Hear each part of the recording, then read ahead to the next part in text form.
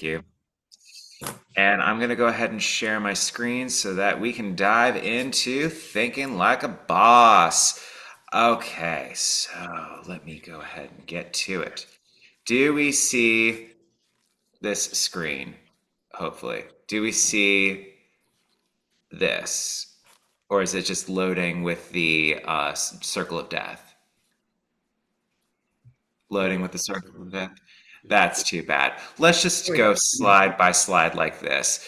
So, welcome everyone, and thank you all for being here today.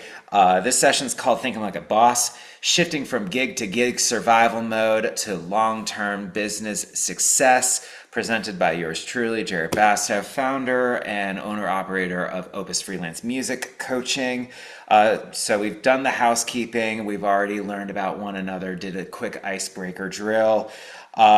So without further ado, I would like to share a little bit about who I am. Like I said, I'm the founder of Opus Freelance Music Coaching. I'm a freelance coach for musicians because I have found over my journey as a freelance musician that, I wish that I was presented with tools that were really going to be helpful going into the field of music, especially if I was going into performance and especially leaving Chicago, moving to Tulsa in the hopes of, figuring out what my career was going to look like. I kind of just went on a whim and said $8,000 a year. Cool, I'll build up. And well, it was a lot of learning along the way, both experientially, a little bit of support, and building up training and skills along the way through education and other various ways to be who I am now as a freelance music coach. I'm a former arts administrator. I say former, I'm a former full time arts administrator. Amy knows me as an arts administrator currently at TFO. However, Cassie knows me as a former personnel manager for multiple orchestras. And Darren actually knows me as a former education manager for Houston Symphony. So at some point, you all have known me as some sort of a former entity of an arts organization or currently. I perform with multiple regional orchestras across 4 different states. Texas, Oklahoma, I say all the time, Arkansas, Oklahoma, and Louisiana. And I guess you can consider Missouri as well when I make my way up there for the summers. I hold a private studio teaching studio of about 30 low string students as well. And I also host, not included in this bullet, I am a online bass and cello adult education program as well. So that's a little bit about me. So you're probably here because you are chasing gigs or you feel like you've been on survival mode at some point in your career, whether you are in education right now, Darren, you are, out and about being a bassist, Cassie, or you are in teaching and you've done the teaching thing for a long time and now what's next? So now it's a completely different world where you're about to figure out, Amy, what is out there for you. So, I personally have gone through this where I'm running from rehearsal to rehearsal just to stay afloat, saying yes to everything out of fear of what's next, living with unpredictability, income, and constant stress, feeling like you're working harder but never moving forward. Does this resonate with you? Any of you? Feel free to say yes or no or absolutely or what? Yes, 100,000%. 100,000% says Cassie. Anybody else? Sorry, could you repeat it one more time? My internet was Yes. being a little. Yeah, sure. So running from rehearsal to rehearsal just to stay afloat, saying yes to everything out of fear of what's next, living with unpredictable income and constant stress, feeling like you're working harder but never moving forward. Oh, definitely, Uh, especially the last one.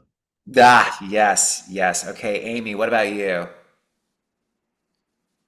Oh, this is all new, so I'm hoping to start out right instead of chase Okay, gigs for a while and then figure out, oh, right. yeah.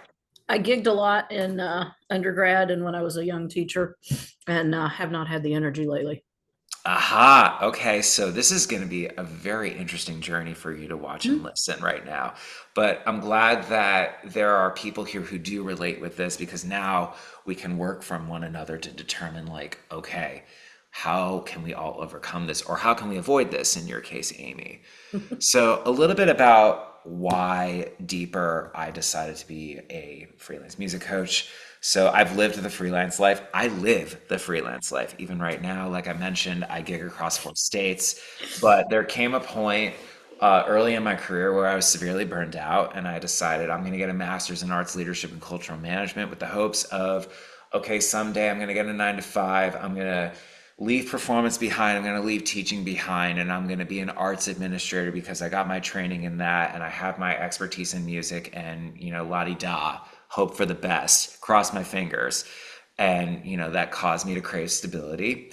And that's when I made my shift from arts administration for the structure, the balance, the benefits, all the things that, society puts pressure on in the thought of you need to have some sort of a 9 to 5 because you're going to get all these lovely benefits that you otherwise would not get if you were a freelancer. So I did that for, I would say, 3 total years, a couple years in Tulsa, and then in Houston for my final year of doing all that.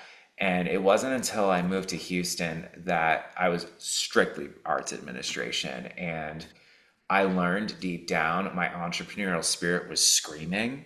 It was saying, this is incredibly not a fit for you. The environment that you had put yourself through was diabolical at best. It was just hindering at my mental health.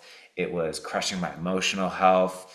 Actually, Amy, you saw me right after I had left the job that summer. And I mean, I was healing from that time. And, I knew if I was going to make that leap, I was going to come back and I was going to come back smarter. I was going to come back thinking to myself, if I were to freelance this the way that I wish the first timer had learned, I'm going to go ahead and give that first timer that advice. And so that's when I sought some help, some coaching support, and I came to realize that there's not enough training and expertise and education in this subject of how to build your business as a musician. And of course, there's stuff out there, but the question is, how many of them have actually freelanced and advocate so deeply for it? And so that's why I became a freelance coach, because it comes down to the fact of these tools are applicable for not just being a freelance musician, but for anything you want to do. And so that's why I mainly decided to go about this, is because I wanted to help build stability, systemization, and balance for other music careers. So now let's go on. I want to just check in with everybody. I want us all to take a moment to reflect. Again, we mentioned, are you constantly chasing gigs? How often do you feel stressed about money, schedules, or opportunities? Anybody want to chime in?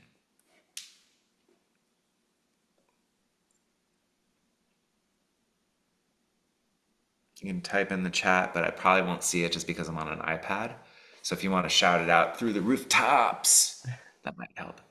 I mean, Darren. honestly, especially as a student, I feel like this is definitely really hard, but trying to schedule things and balancing, which gigs to take and which ones not to take, because one may Yep. pay you more, one may give you better experience.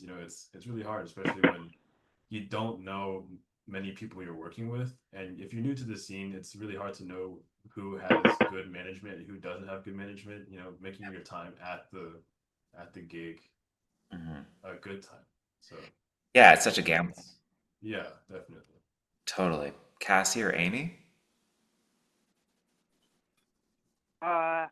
I mean, in terms of like how often do I feel stressed about gig flow and like what's coming and monies and things like that, I would say, I mean, at least once a quarter. Once a quarter. Okay. Fair enough. Yeah. Yeah, it's not just like a every week. And if so, then I would I would definitely seek some professional help in that moment. But yeah, I could see once a quarter for myself as well, for sure. Amy, do you Oh find? man, for me, it's how do I get started? Yeah, Right now, teaching full time, I don't have the energy to gig yeah, or practice. So if I, the random gigs that do come up, I have to make sure I'm going to have time to prepare for them so I don't embarrass myself. And that's not really happening right now. yeah, So yeah, yeah. gonna see. Yeah, I was gonna say that's gonna be definitely a topic about energy for sure. Mhm. Because I mean, when we do some of these freelance careers, whatever that means for us, I mean, it's gonna be different. I'm talking with somebody who's already freelancing now, a student and a full-time teacher. Like we all have different courses in life. But at the end of the day, it comes down to the three core principles that we will talk about, one of which is energy. And you have a full-time life and you ask yourself, when am I going to find that time and that mental willpower and discipline to get it done so that you get yourself to the next path. So I hear you. Again, this is about awareness. It's ultimately not about judgment. We all have different paths. um, it eventually just helps us realize that we're all in this together and it's not just one person's struggle. We all struggle through this. So what does survival mode look like in the reality of a gigging musician or a gigging freelancer? Again, are you constantly chasing gigs? We've already talked about that. Oh, shoot. I guess I didn't do it correctly. We will skip that portion for right now. But ultimately, what I will say is that the reality is that we are on survival mode because we're basically taught to be reactive. It can be stressful and, of course, unpredictable. So, with the survival mode and what that ultimately would look like, what have you had to say no to? And what have you had to miss out on because you were stuck in survival mode? Anybody want to share? I mean, I have some friends who, have recitals that they always ask me about, but because of Yeah. that, trying to get money and trying to survive, understand the things I have to play and, take care of myself also, like Yeah. it's just missing out on like the opportunities to make friends and make connections, things like that. And I feel like, it kind of, I feel like it would translate for me personally later, especially whenever I have an education maybe job or Yeah. things like that. It's just time is time is valuable, but also time is short. I have literally one noun for that: work life balance. Right. Yeah. Anybody else have any thoughts on things they wish that they didn't miss out on or what have you? Yeah, Cassie. Um, maybe I'm like misunderstanding the concept, but like when I think of like survival mode, like I think about taking every single gig under the sun, Yeah, regardless of whether or not I like the circumstances or if I feel like the pay is adequate. yeah. And so like having to turn down stuff doesn't feel like Okay. it aligns with that concept. But I maybe I'm misunderstanding. Yeah, no, I think actually to Darren's point and to your point, it's a little bit of both in the sense of, yes, you're scarfing for every single opportunity available because maybe it's kind of like the mentality of when you're out in the wild and you're looking for prey and you don't know how often it'll arrive on its own, and then you hope that you find it within 2 week periods or more, and you have to take every gig just to stay alive. But equally so, the external things that you wish that you could have had, but because you're in survival mode, you miss out on it, like The family. external things the external things that you wish that I wish I had been able to do, but I couldn't do because I was taking a crappy gig. Yes, those kinds of things, yes. Oh man, yeah, definitely. Yeah, Yeah. Like, instead of taking a crappy gig, I would have rather chilled at home. Right. Exactly. With your doggos and your catos. Yes, I'd rather hang out with my babies or my husband, and not play some unfulfilling gig for $100 or whatever. Yeah, totally. Hmm. And Amy, I know that you're still um, in the education world for a minute, but if you were going into the real world as a freelance musician, knowing survival mode and what that could be like, even in the education world, how could you see that being translated into the freelance world? Well, I have I've spent many years in the education world in survival mode, um, wishing I could do other things, but only having the energy for the 9 hours a day that I teach kids Yeah. and dealing with their parents. Um, I used to play in community orchestras. I don't anymore because they take so much time and they're pretty frustrating. Yeah. Um, have a partial string quartet Hmm. that sometimes works and sometimes doesn't, and that's been a hugely fun thing. But getting four teachers together Yeah. at any given time is rough. But Yeah. when I've tried to work with freelancers, they are free during the day. Yeah. I'm free in the afternoons and evenings. That's harder to do too. Yeah, and this again ties back to work-life balance. It ties into, the work taking over pretty much nearly 24/7. And then you ask yourself, when is the time for me? When is the time for my family? When's the time for me to grow or invest in myself? So I feel like that resonates even with my struggle as well, where when I was doing all of the survival tactics to try to keep gigs, the other noun that comes to mind is burnout.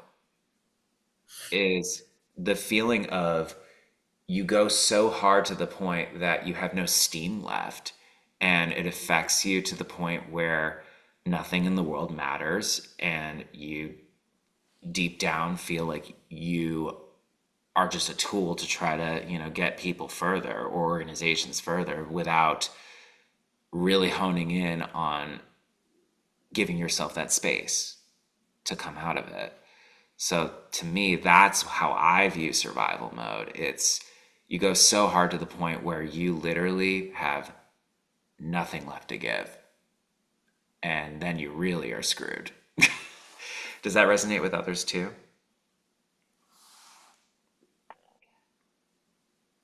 Oh yeah, big time. That resonates. Mm, Like, I experienced burnout like at least 3 or 4 times between like a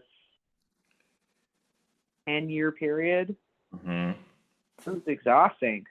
Yeah, it's no fun. No fun at all.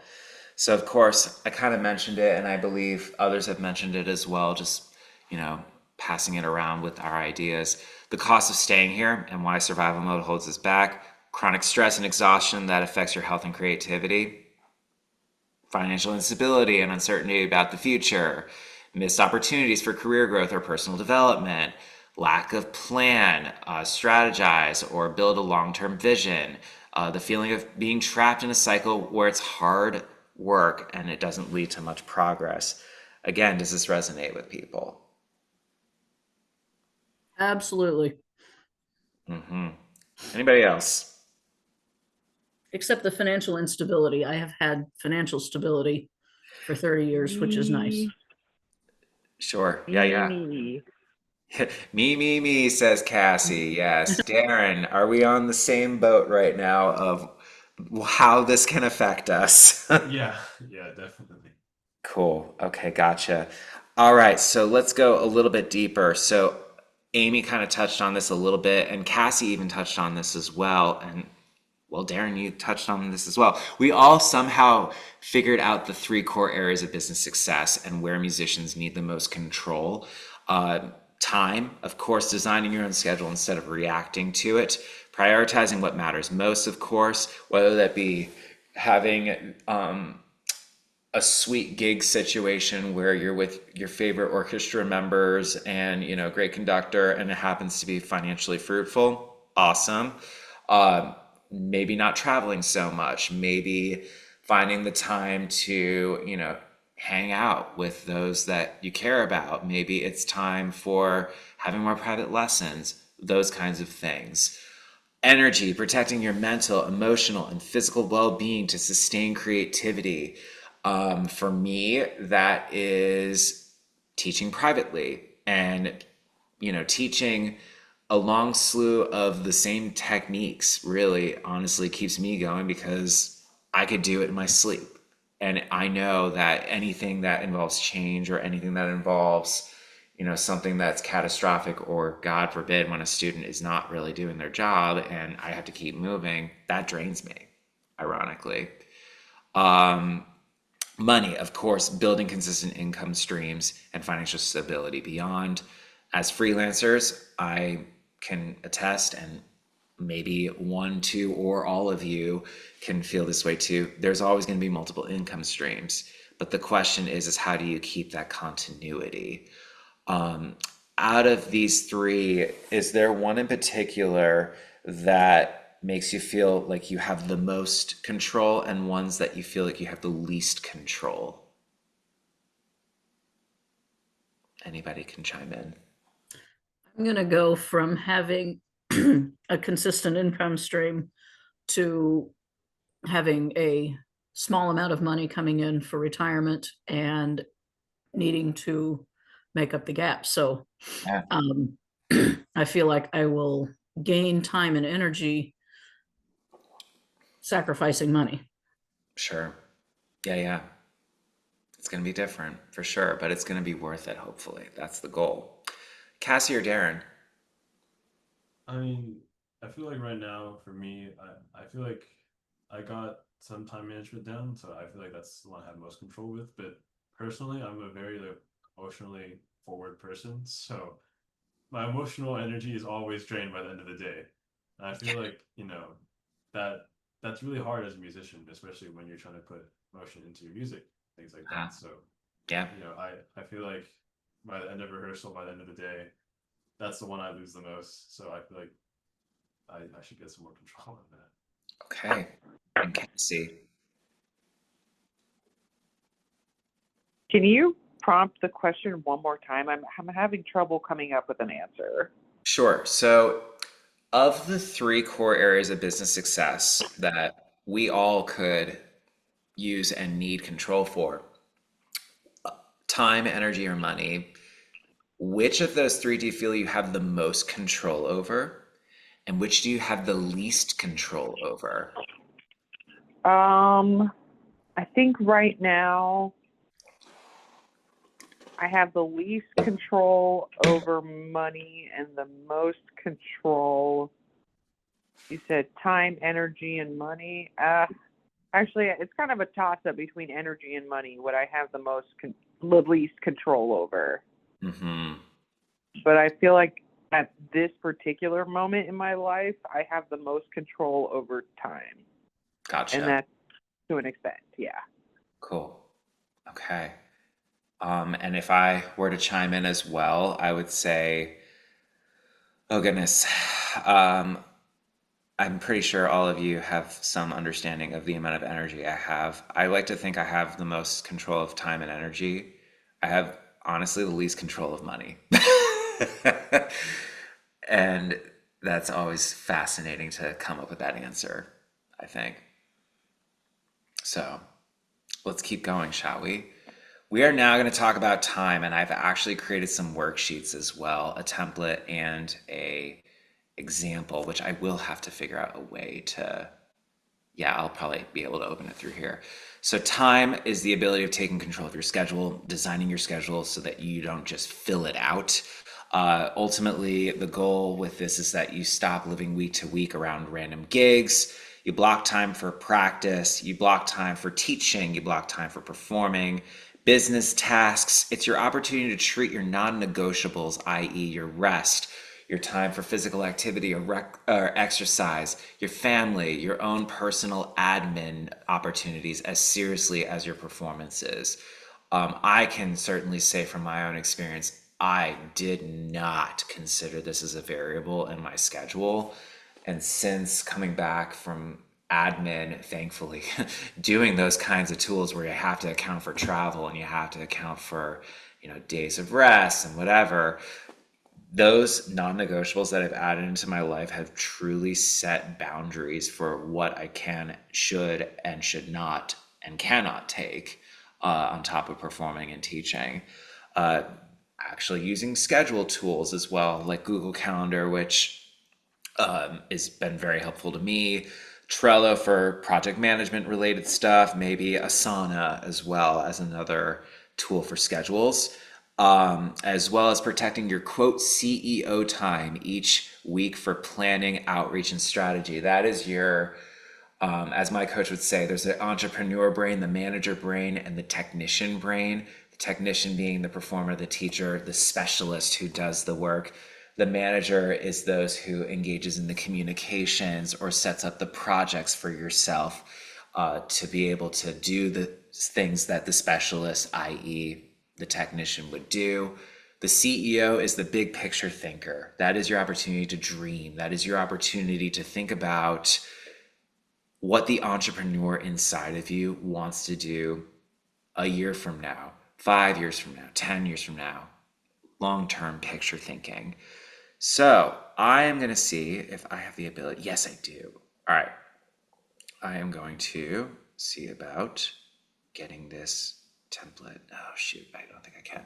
Give me just a sec. I'm trying to figure out how to do this. I can do this. I can do anything. All right. I'm going to make this a lot easier. Hang on, everybody, because my iPad is being fickle. Give me just a moment. Okay. All right, so we are going to go through the template together that I've created for taking time out of control. All right, so the first thing, that's the example. The first thing that you want to make sure that you do is you want to list out what a typical week would look like for you at a given time. You can list as many activities that fill up your time, whether that's gigs, whether it's teaching, practicing. That could be creating digital products like sheet music or some sort, or building some sort of a podcast with a partner colleague, or arranging, transcribing, composing, any number of things. Whatever that main activity looks like for you, you fill up your time. Where do you feel you need the most control? This comes back to time, energy, or money in this particular avenue as you create your schedule. Where do you feel you have the most reactivity as well? This will allow you to then process step number 2, identifying your core categories. So this is your opportunity to block time for the areas that matter most to your growth and balance. So you write down your non-negotiable categories with practicing, like what are your non-negotiables that you have to practice that particular week. If you have a gig coming up, you have a gig pending, whatever, you're teaching, you have some sort of a student that is on your radar that is auditioning for, all region or all state, or they have a recital coming up. So you have to devote, your core categories toward that. And then you're performing. What do you have to plan ahead for? Like your travel arrangements, your packing materials. Are you pre-meal prepping? Those kinds of things to consider. Business tasks, that could be admin, marketing, or finances, as well as your non-negotiables, making sure that you include rest, family, and exercise, etc. into your given week. You then design your ideal week based off of time blocking. You can start anything before noon. What does that look like for you? Is that your CEO time? Is that your practice time? Is that your admin time? Is that your time of rest? Whatever that might be. And you do the same for afternoons and evenings.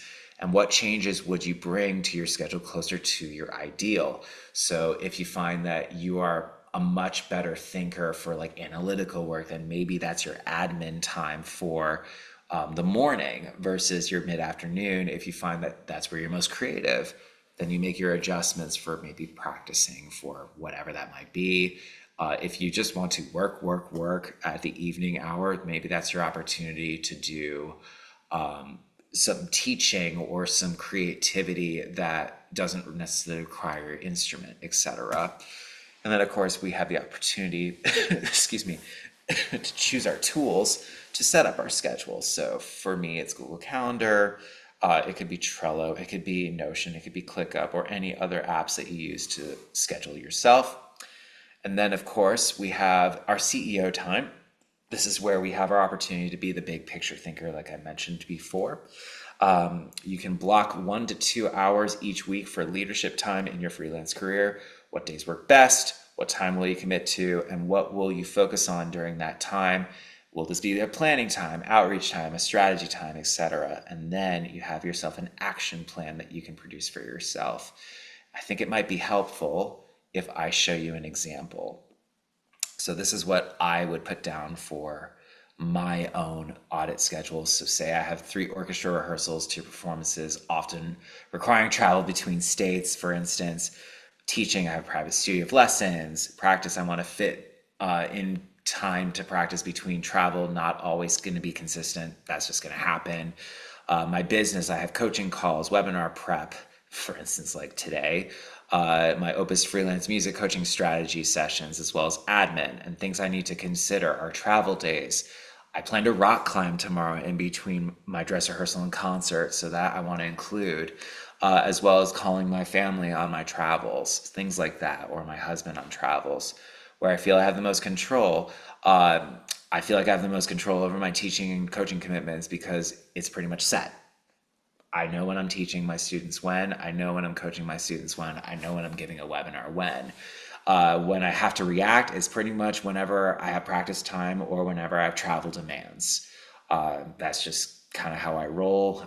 Not going to say I fly by the seat of my pants with travel and practice, but those are things that do take up a certain lot of time that we might expect or might not expect, whether less or more. Core categories. So as I mentioned before, these are areas that I want to protect for myself so that they're intentional time blocks. I want to devote 60 minutes blocked each morning before admin tasks to practice. Teachings, I ideally want to have them in afternoons and evenings reserved for students, especially private students, knowing fully well that at schools it's probably not going to be the case since it's during the day, but maybe clinics. If I can try to get them after school, all the merrier. Performing, I want to be sure that I protect my travel days to rehearsal and performance blocks reserved in advance. So knowing fully well that I have a rehearsal at, 7 o'clock, I want to commit to leaving no later than 6:20 coming from Springdale, for instance, to go to Fayetteville.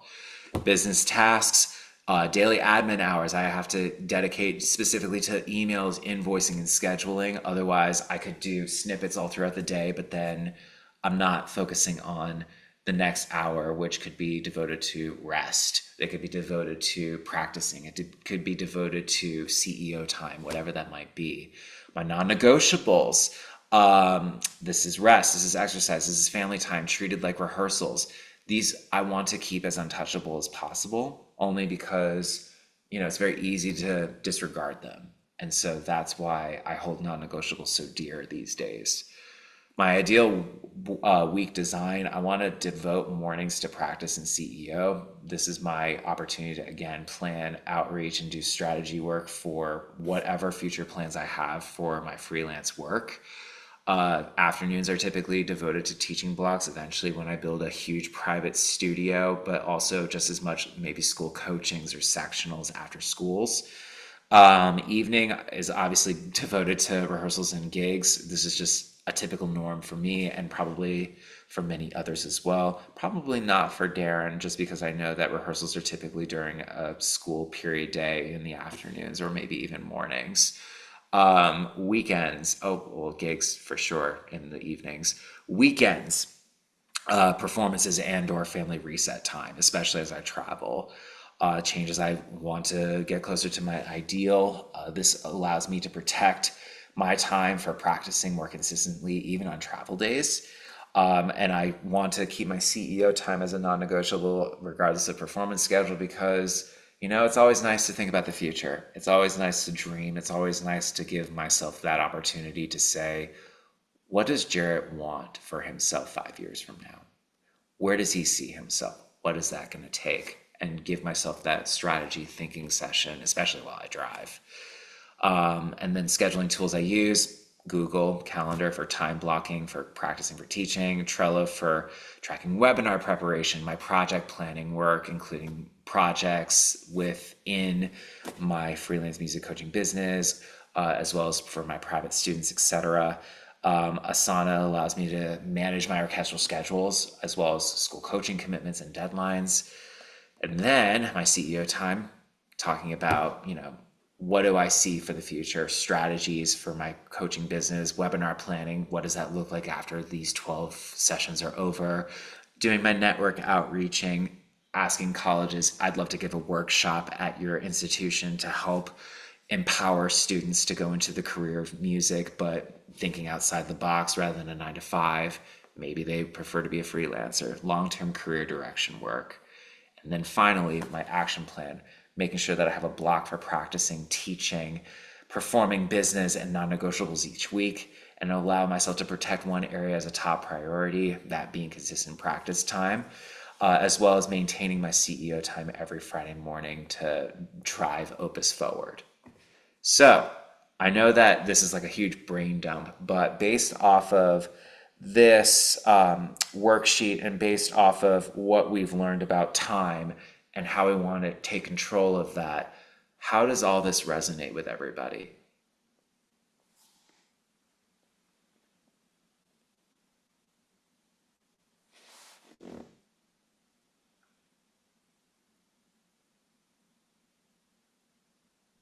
I mean, I definitely feel like like you said, I feel like it's really easy to drop the non-negotiables because you feel like it's your family, they're always there for you or things like that. Mhm. But I mean, you're right. Like I feel like I do really need to start prioritizing the things that I do enjoy in my life and keeping them there because that's what makes me human. So Yeah, you're for sure. definitely right. Yeah. Yeah. Cassie or Amy? I realize looking at this that through my 30 years of teaching, I've never actually scheduled my own time. I have been prisoner of, my 7 to 4 school Yeah. schedule, and I don't do a good job of planning my free time that I do have. So that's a goal for, May 26th or whatever, when I first have control of my own time again. Yeah, for sure. And Cassie? No, it's something that I like, especially like the scheduling time for yourself, like all of that, like CEO time, like your personal wellness time. Like, Yeah. I wish this was something that was talked about at school. Yeah. It's just That's not, and it sucks. And yeah.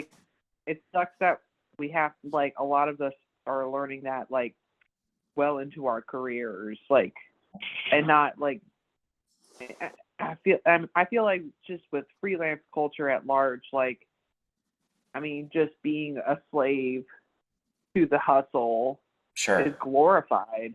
Yeah. Like, nobody Yeah. ever talks about making sure you're good, because if you're not good, nothing's gonna happen. Right. Yeah. Yeah, and that's partially why I'm hoping to do some college workshops to provide this kind of education, to provide the empowerment for music students and or current freelancers to feel like they can thrive in this career on their own watch, on their own time, on their own energy, and utilizing the best financial efficiency they can provide, whatever that means for them. So I'm glad you touched on that because I feel like that's something we wish we all had as well. And hopefully that can change, especially as more and more musicians are being created every day. Now, let's talk about energy for a minute. So, this is something that I had to battle with, especially during my burnout years. This is your opportunity to protect your creative power. You can't create if you're constantly drained. So, this is your opportunity to identify what drains versus what restores your energy. So, whether it's people, tasks, or the environment you're working around. This is your opportunity to build daily habits that fuel creativity. That, again, is your non negotiables. This is rest, this is exercise, this is nutrition, this is introspection or reflection. This is your opportunity to set boundaries with gigs, with students and collaborators to protect your energy. This could be, I won't take Pops gigs, for instance, or this can be, I will not play with this orchestra anymore because of such and such reason. I will not take on students where I feel like I'm tutoring them versus actually giving real instruction in a holistic way. I will not collaborate or will collaborate with this person because I actually find them to be great partners. Those kinds of things, so that we don't find the mental dwelling of why did we take this on. Setting those boundaries early, for instance. Scheduling recovery time after big performances or busy schedules or busy stretches. My biggest mistake, even this year, even though I at least have the energy and the excitement about it, is scheduling myself for every weekend because I feel like I have to. I'm doing it purposefully because the repertoire isn't as challenging or demanding. And as a result, I don't feel the sense of, "Ooh, am I going to make it?" But, there are people who, have to drive thousands of miles a year, myself included, where that will drain you in and of itself. So, I mean, finding the recovery time after big performances, if you have to drive 7 or 8 hours out of a gig, will zap you, myself included, having literally gone from Fayetteville, Arkansas to Houston, Texas, and then have to teach the following day. It really gets you. Treating energy management as seriously as financial or musical preparation. Energy should be on the same pillar as setting out for what your budgets look like, setting out what your practice schedule or your, to do mentally checklist going into a performance or rehearsal. And like my time worksheet, I have also built a energy worksheet. So, protecting your creative power.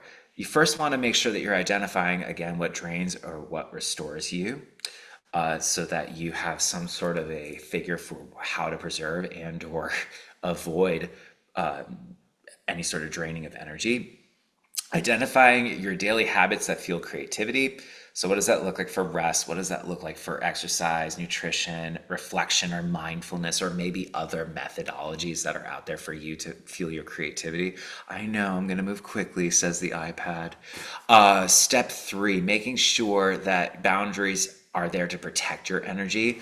So when you're at gigs, when you're teaching students and you're with collaborators and or for your own personal well-being, what boundaries are you going to set for yourself to protect your energies? Scheduling recovery time. So what does that look like after big performances, after busy stretches of private teaching or busy stretches of traveling to a gig, for instance, or after webinars or coaching events, or after busy stretches of composing something, or after busy stretches of classes, Darren cough cough or Amy cough cough. Those kinds of things we have to allot for ourselves because we deserve it, because we're humans and we have to have a battery reset no matter what. So what does that look like for all of us on individual levels?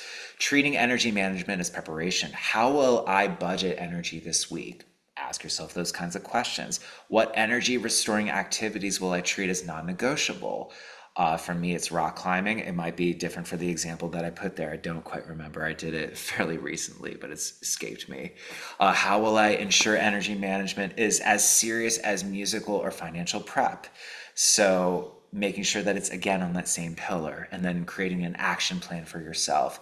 Guarding rest days as strictly as rehearsals or performances. What does that look like for you? Maintaining exercise, nutrition routines, scheduling recovery time, following high demand weeks, saying no to gigs, tasks, or people that consistently drain you. Why should we feel like we have to go after the same things if we know it's driving us insane?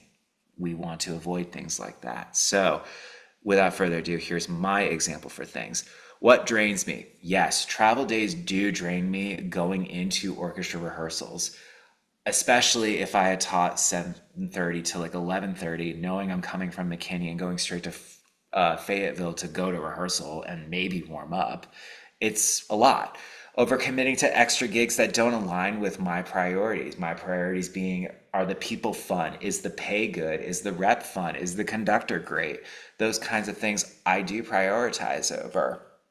Administrative overload. So emails, if I'm just being flooded by it by teachers because they find out, oh my God, there's a new bassist in town.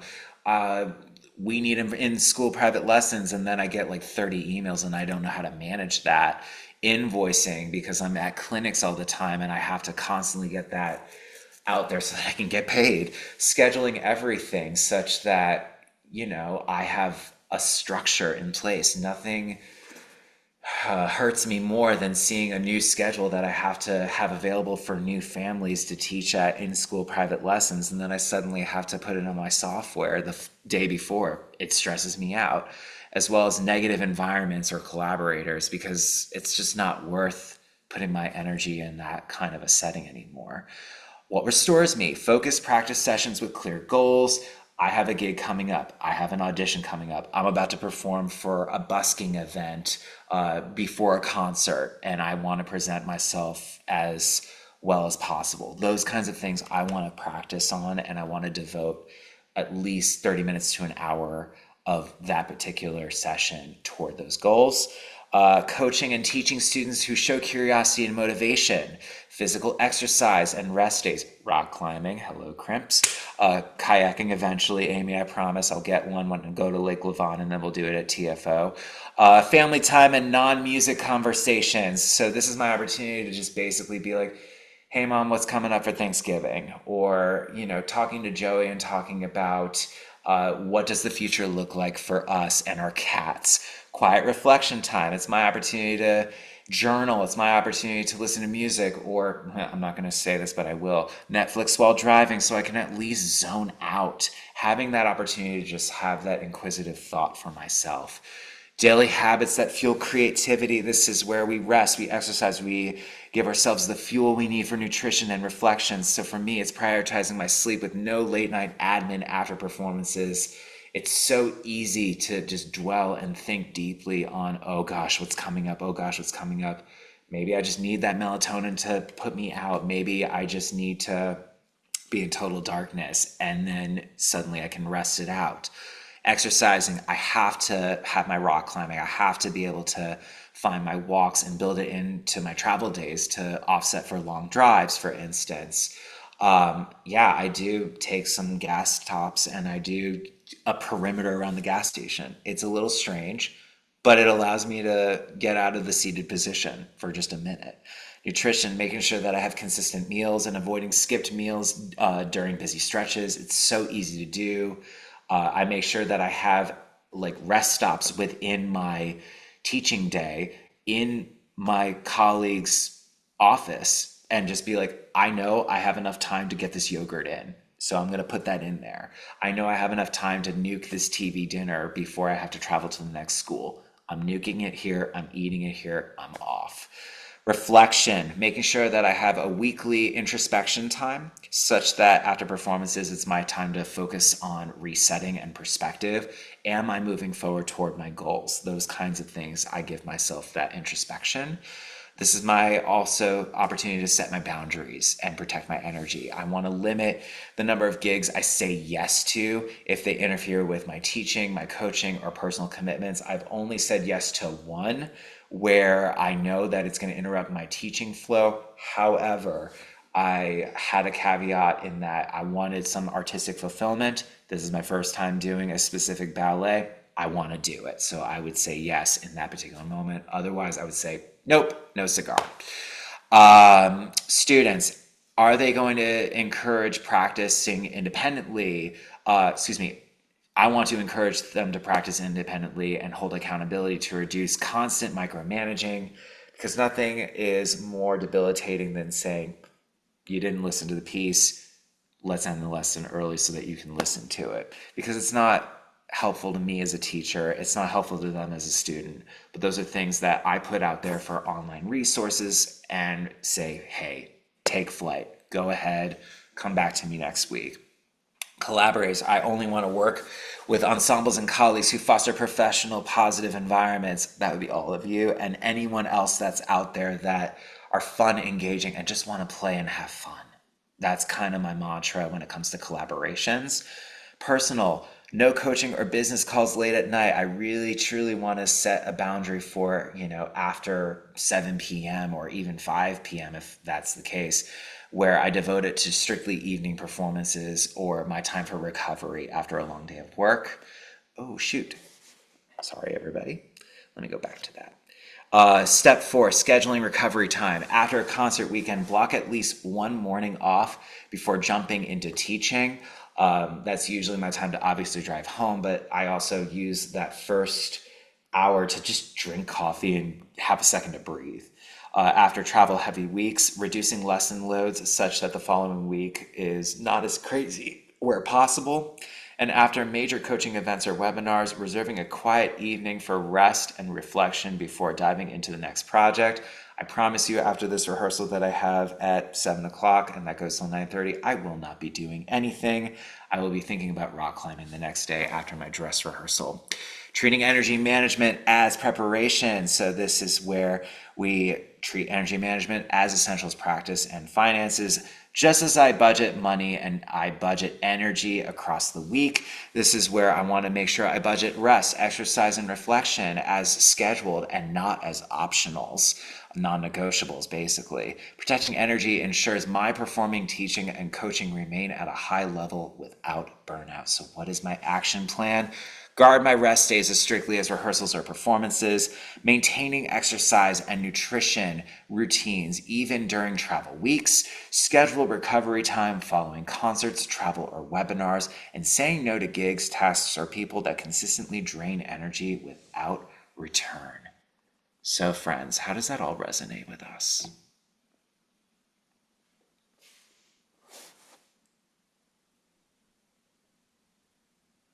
I feel like that was well, first there was a lot of information, but I feel like that was great. But is it okay if I ask you a little bit of some questions? Like I wrote some down that Yeah. yeah. I think the biggest thing for me that I've been noticing is like I feel like I'm never really efficient with my recovery time. Like sometimes it Yeah. just doesn't feel like it's enough. Like Yeah. I know, there's sometimes we have like quick turnarounds. Like Mhm. for example, here at UT, we have sometimes we get a week break, sometimes we don't, but Yeah. it kind of just depends on how you're placed. Yeah. But whenever I have like maybe a day or like maybe a week, even then like it just feels like it's never long enough. Like I try to make it, things I enjoy. I try to hang out with my friends, put the bass down for a little bit, but even then, like sometimes it just doesn't feel like it's long enough. Like how do you deal with those times where it just feels like it's not enough? Yeah, so if you schedule out a certain amount of time for the activities that you're expressing and you find that it's not long enough, it's a great opportunity to just test it out for a week, maybe even two, and then assess, okay, was that long enough? Was it not long enough? And then you expand or detract as necessary, such that you know yourself well enough how much energy that would take toward, a certain recovery period or a certain social period or a certain, like, I'm going to focus back on base period. And then you shrink and expand accordingly with whatever free day or whatever open as possible day you have to allot for the amount of recovery time necessary. Right. And then I also had a question about, so you said, try to always encourage our students to take that extra initiative to listen to the pieces and like have their own ideas about the pieces. But Yeah.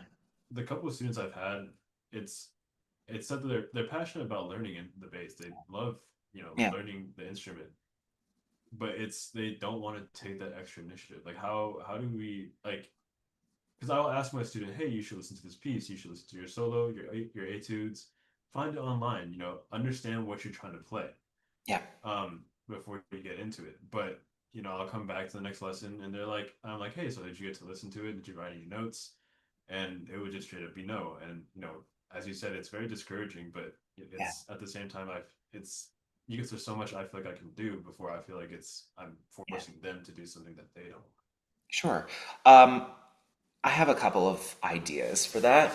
I have in my policies that I have the right as the teacher to dismiss a lesson early in the event that I find that progress has not been made based off of a previous lesson or two. Um, you could certainly put that in your policies. There's also the option of, okay, let's walk through this together. And maybe you record the lesson or something like that in some way.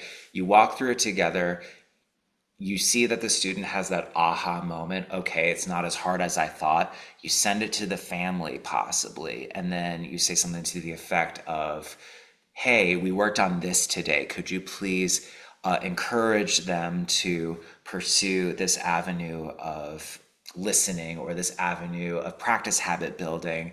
I think it's really going to help them a lot. Encourage the student to take notes or encourage the family to record practice sessions at home such that there is some sort of form of accountability happening. And it may not just be solely from the student. They may not have possessed the skills to gain that independence or to think freely for themselves. So it takes a village, I would say, in that particular moment to really identify, okay, is it a deeper rooted problem than, oh, here's the materials. Okay, what motivates them to look through the materials? How do we build those soft skills such that we don't have to ask them again? Do we have to have consequences? Are they self-motivated? What guides their motivation? So there's a little bit of intrinsic and extrinsic motivational factors that need to be considered along the way with your student, and it's case by case. Okay, thank you so much. Sure. All right, we have just a little bit of time because I have a rehearsal and so does Cassie. I know that for a fact. So we're going to move really quickly. Money, building beyond the gigs, create a consistent income you can rely on. So gigs are important, of course, but shouldn't be your only income stream. Being a freelancer, you have multiple income streams. So that could be teaching, that could be coaching, that could be selling ebooks, that could be creating your own ensembles, that could be giving recitals for senior centers or schools. It could be recording projects. It could be any number of multitude of things. Budget with consistency.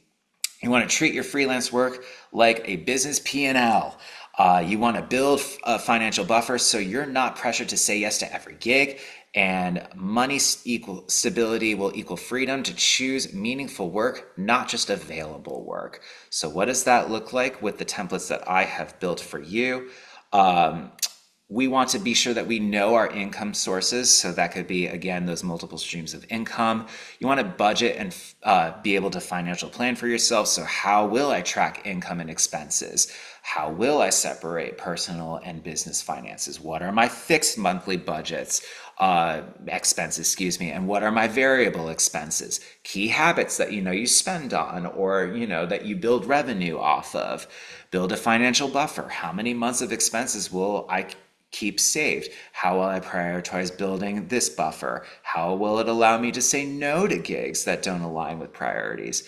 And then you align your money with freedom. So how will financial stability allow me to choose meaningful work? How will it help to protect my energy and creative focus? See how they weave. What strategies will I use to provide or prioritize income streams that support long-term goals? And then, of course, you can devise an action plan. So maintaining multiple income streams. You can track income and expenses monthly like a P&L. And you can build and maintain a financial buffer, and as well as using financial stability to prioritize your meaningful work. So my example, my sources of income are in fact gigs. They are teaching, they're coaching, they're digital products, they're other sources, what have you. Budgeting and financial planning. So I track all my income and expenses like a business P&L. I separate my personal and business finance or accounts for clarity purposes because I'm an LLC. I know immediately what is business, what is personal. Plan for regular fixed expenses. So studio software, subscriptions, instrument work, travel costs, teaching software, etc. Zoom, for instance. Track variable expenses, so performance travels, recording sessions, marketing materials. I have so many ads out there that have gone out in the last month. Marketing materials, I Can pause them at any time, not a big deal. Maybe it's, for some others, it could be something to the effect of food while you're out to gigs, for instance. Key habits, reviewing your monthly income for each stream and adjust rates or offerings if necessary. Allocate a portion of each payment to taxes, retirement, and reinvestment into professional growth. So again, setting aside money for every gig that you have, maybe 25% can go toward taxes, while 10% goes toward retirement. Whatever percentage works for you. I'm not a financial planner, nor am I certified to say that, but it's up to you.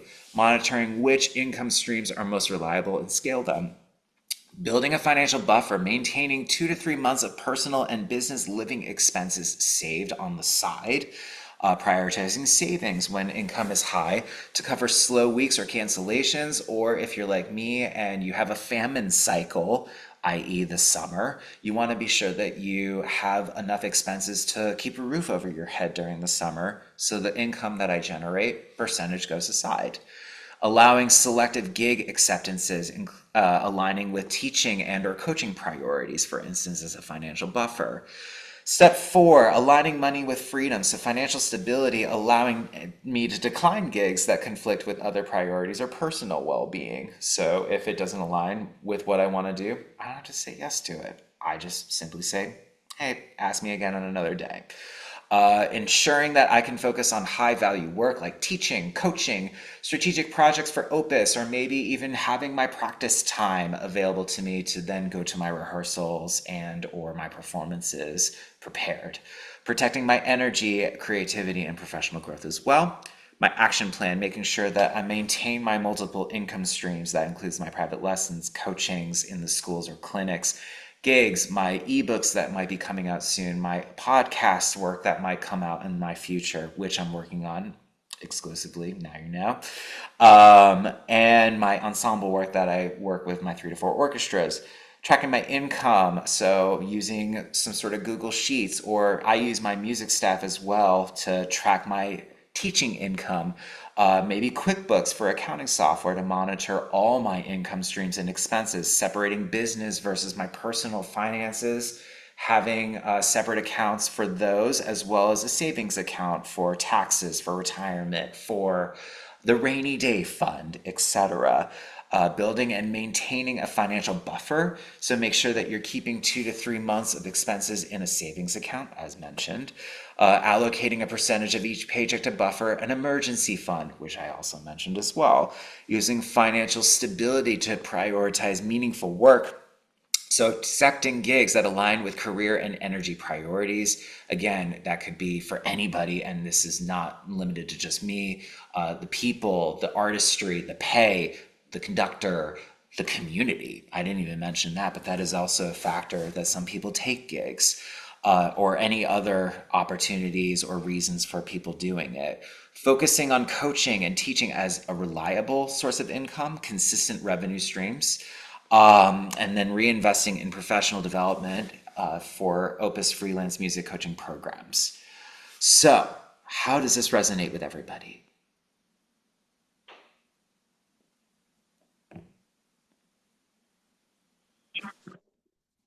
I love it.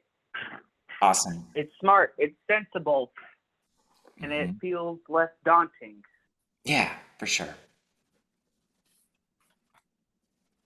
I agree. It gives me an area to specifically focus on right now, which is going to be energy management. And I will have to prepare for dealing with financial money management as soon as retirement hits. Hmm. But yeah, time and energy are my focuses right now. Awesome. Good for you. Darren?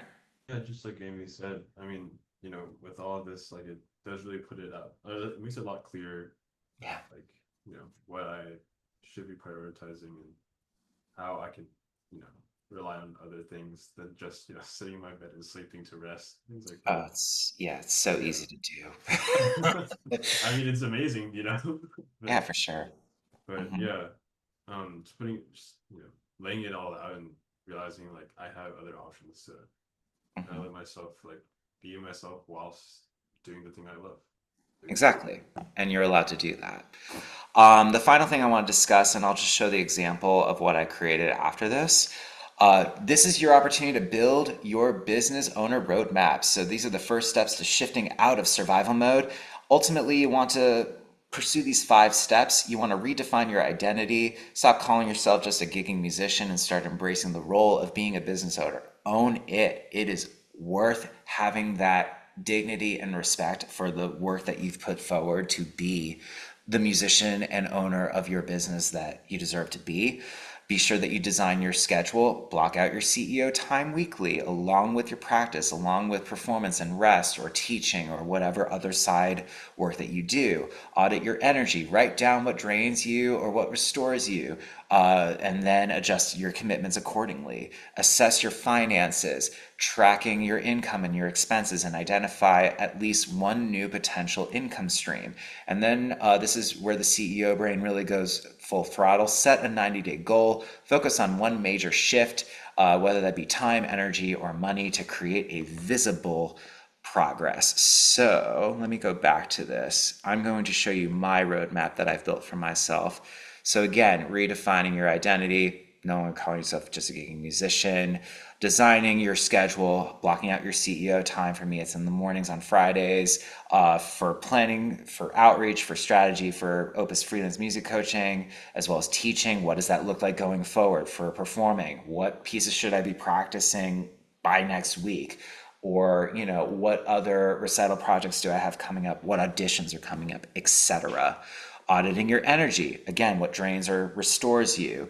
Adjustments I know I need to make. Limit extra gigs to maintain energy for teaching and coaching, because ultimately you have a giant pie, but right now too many cuts are going into one sliver of it when you want to maybe manage your energy elsewhere to other streams of income. And maybe that'll help scale your business. You don't even know. Protecting your quiet reflection and rest after performances or webinars.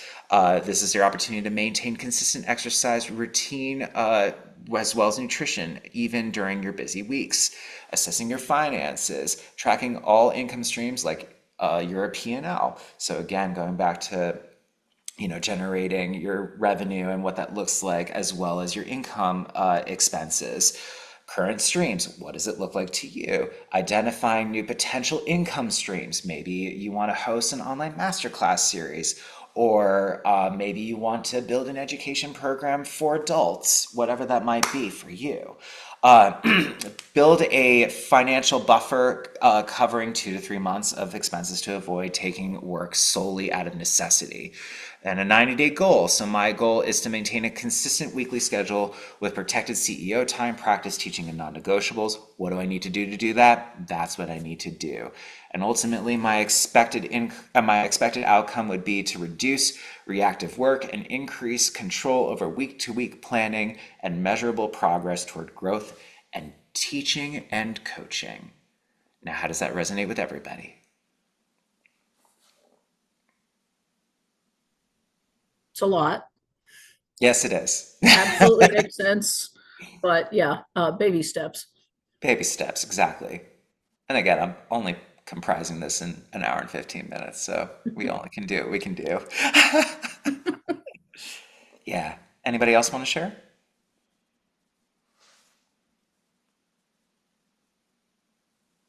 I mean, yeah, it's a lot like Amy said, but it's like these. You also say redefining my identity. Like, I know I'm a student, but I'm also in the process of becoming a musician and becoming my own boss. So Yeah, and those things are it's going to be different, but I'm glad I'm yeah, here to start the process. yeah. A lot of structure. A lot of structure can be had. Hmm. Cassie, any thoughts? If not, it's okay. We can just conclude really soon. So basically, the key takeaways here: survival mode is exhausting, it's incredibly unpredictable, and it's incredibly unsustainable, all in the perspective of time, energy, and money. Ultimately, we want to shift our identity from gig worker to business owner. And that's honestly the first step, is making sure that we prioritize ourselves being in position as we own ourselves. We own our business, we own our music, we own our craft, we own our teaching. We own what we do because we care about it, because we love it, we are passionate about it, we're empowered to do it. And the three focus areas to consider areas are time, energy, and money. These are small and intentional shifts that create long-term balance and freedom. So this is your opportunity to take control of your freelance career. Your next steps can start here. I can send each of you my Opus Connection Point link. There are other musicians that do receive tips and shared experiences of being a freelancer. I will provide a link in the chat as well as the email for you to schedule a free strategy call so that we can map out together what that looks like together and what my program offers as it lines up with your freelance goals. And upon scheduling and having the strategy session, you can have these templates for free, the ones that I shared with you, both my examples and the blank templates as a gift to you. This is your opportunity to essentially learn how to balance your schedule, protect your energy, and create sustainable income the way you ought to deserve it. This is the goal to take actionable steps toward building your freelance career smarter and not harder, not just saying yes to everything, but rather saying yes to the things that align with you. You can start today and gain clarity, community, and ultimately support with my program. So thank you all so much for joining. Stay connected in some way. I know we all do at some point with me, which is awesome. You can join my Facebook group, which I can send the link in an email later on tonight after I get out of this rehearsal. I'm going to put in the chat to schedule a free strategy call after I sign off so that we all have the ability to take it with you. You can follow me on Facebook for my updates, my car travels, my what's on my music stands, my look at what my students said to me today about me being a theater kid, things like that that are available to you, as well as resources that are out there that I might post on occasion. You're always welcome to email me. I think all of you have my email address actually at some point, jlbastow.music@gmail.com. Ultimately, the goal here is to keep building your freelance career smarter and not harder. So without further ado, let me unshare this. Stop sharing. Hello, I'm back. Hi. All right, so let me go ahead and let me put this in the chat really quick. Let me know if you've received it. Confirm. Just a sec. All right. Boom. Let me know when you received it. You can either put a thumbs up on your icon. You can say yes. Whatever you need to do. Got it. I'm on my phone right now, so I don't see anything in chats or. Can I text it to you? Yeah. That would be best. Okay, cool. Amy, you got it? Oh, sorry. Yes, I've got it. Cool. I would love to schedule a strategy call with all of you. If you have any questions along the way, please do let me know. It's been a pleasure giving this webinar. I do love talking about this kind of subject matter because I think we deserve it. We deserve to feel like we have control over our own business. So thank you all. Oh, thank you. Thank you, Jarrett. Thank you. All right, I gotta go to rehearsal. Bye. See you, Cassie. See y'all. See you, Darren. Bye, Amy. Bye.